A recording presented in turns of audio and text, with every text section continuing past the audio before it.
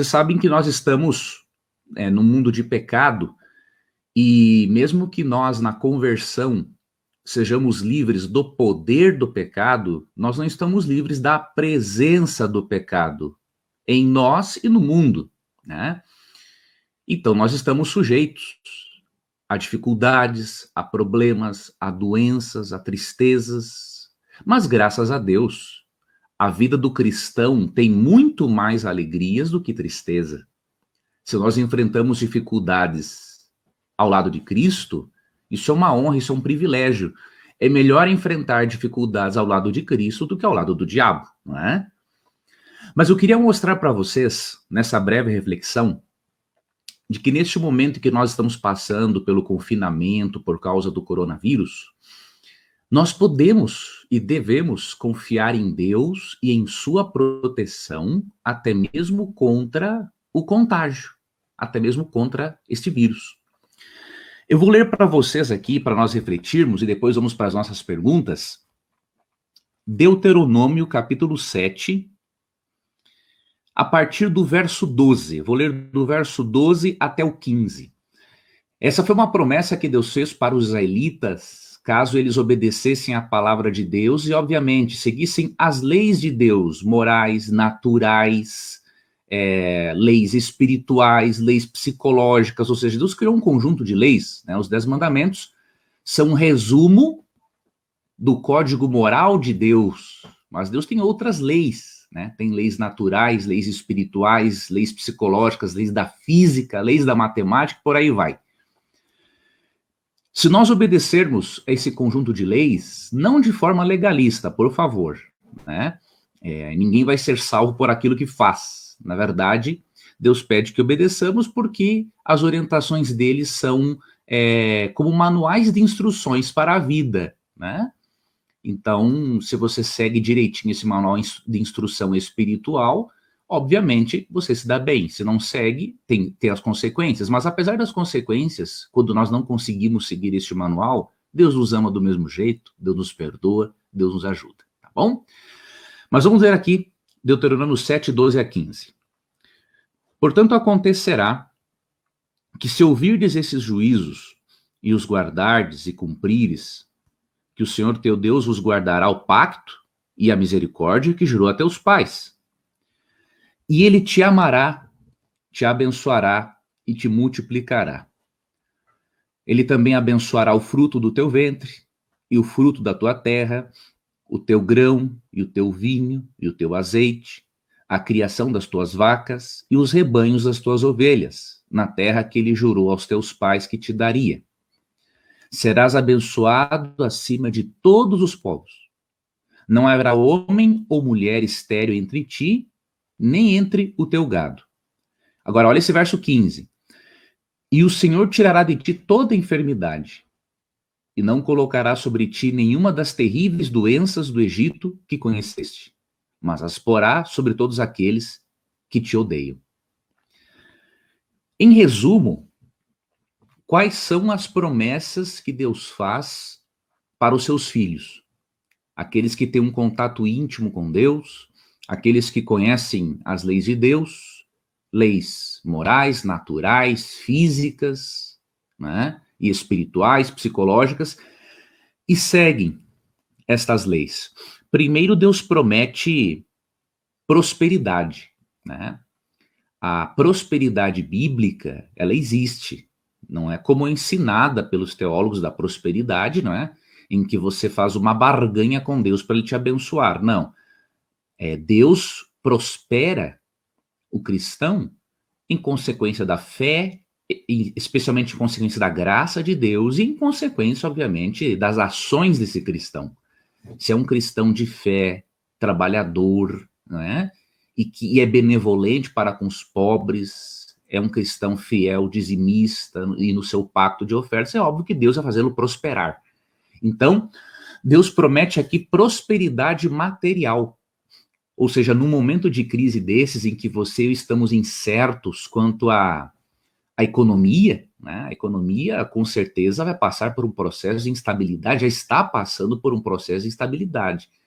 Só que Deus promete que para o seu povo Mesmo que o seu povo viva no meio da crise, né, para o povo de Deus não precisa haver crise.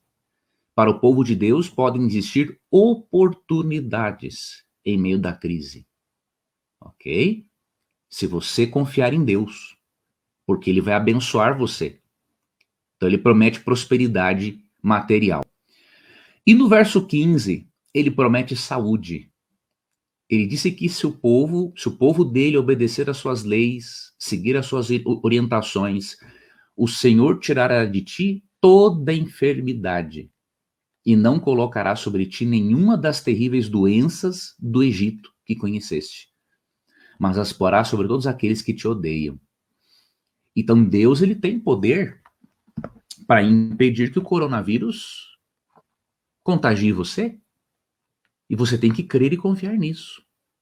Você tem que crer mais no poder de Deus do que no sensacionalismo que a mídia apresenta.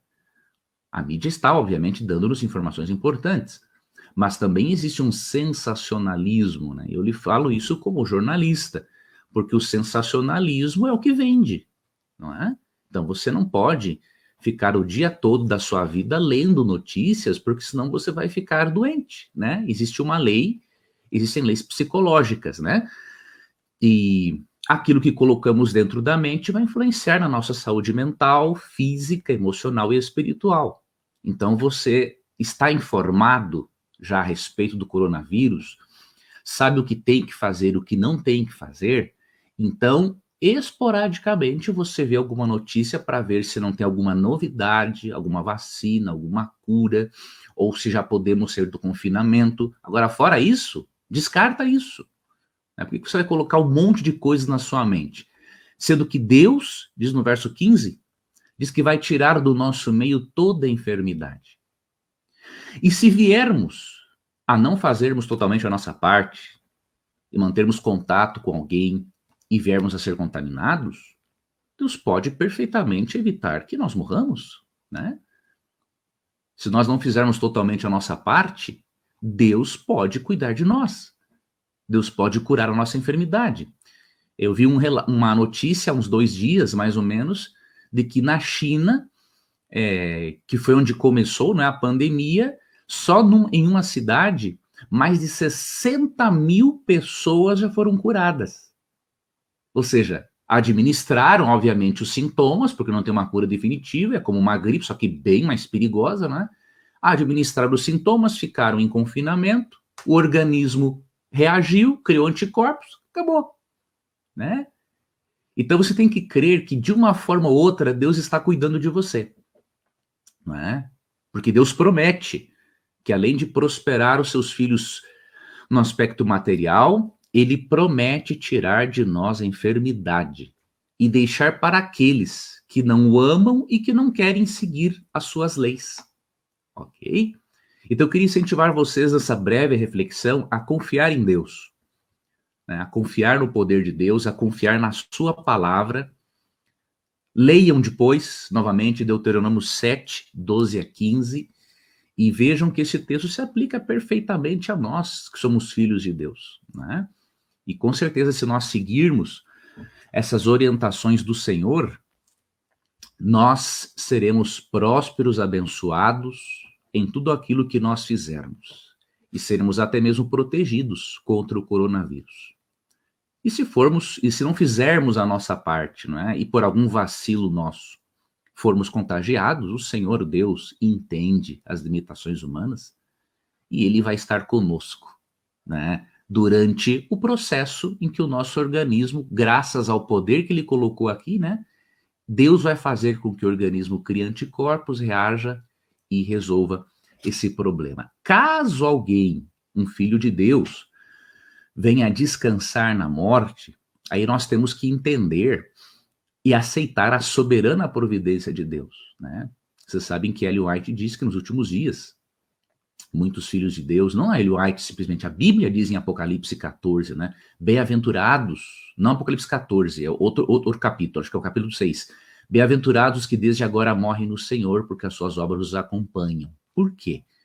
Porque Deus percebe que na medida em que se aproxima o fim, certos filhos dele não têm força suficiente e nem, como que eu posso dizer, base emocional suficiente para aguentar os últimos eventos da história do mundo, como, por exemplo, a perseguição e o boicote econômico de Apocalipse 13.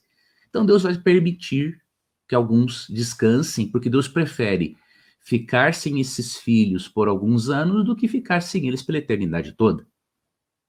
Ok? Mas confiem, amigos e irmãos, na soberania de Deus. Confiem na promessa de Deuteronômio 7, 12 a 15, de que se nós seguirmos as orientações dele, e agora as orientações, obviamente, que as autoridades oficiais têm nos passado, com certeza nós podemos ficar tranquilos de que Deus vai tirar a enfermidade do nosso meio. Tá bom? Então, temos que ter cuidado, ficar alertas, mas não alarmados. Porque a mídia quer exatamente isso: vender notícia, ganhar audiência, ganhar ibope. Né? Quanto mais pessoas se alarmam com isso, né, mais eles recebem dos seus patrocinadores. Ok? Então, tenha cuidado, cuide da sua mente, alimente a sua fé, aproveite esses dias para passar mais tempo com a Bíblia, para ler bons livros, né? Durante a semana leia livros sobre a sua área de atuação, além da Bíblia, e aproveite essa oportunidade para fazer uma outra coisa: reavalie as suas prioridades. Esse tempo que você está em casa, com certeza está mostrando para você que talvez você não esteja priorizando aquilo que é verdadeiramente mais importante, né? Talvez você esteja percebendo que você deve passar mais tempo com a sua família do que com o trabalho. Talvez você esteja percebendo que tem que curtir mais os filhos ou curtir mais os netos, não é? Então aproveite também para reavaliar as suas prioridades. Ou seja, Deus não manda crises para a nossa vida, elas vêm em consequência do pecado, e também Deus pode mandar juízos, sim, sobre a humanidade. Mas, até mesmo de uma crise, nós podemos aprender lições. E podemos, obviamente, aproveitarmos e vermos como uma oportunidade para uma reflexão, não é? Para uma conscientização e para fortalecermos a nossa fé.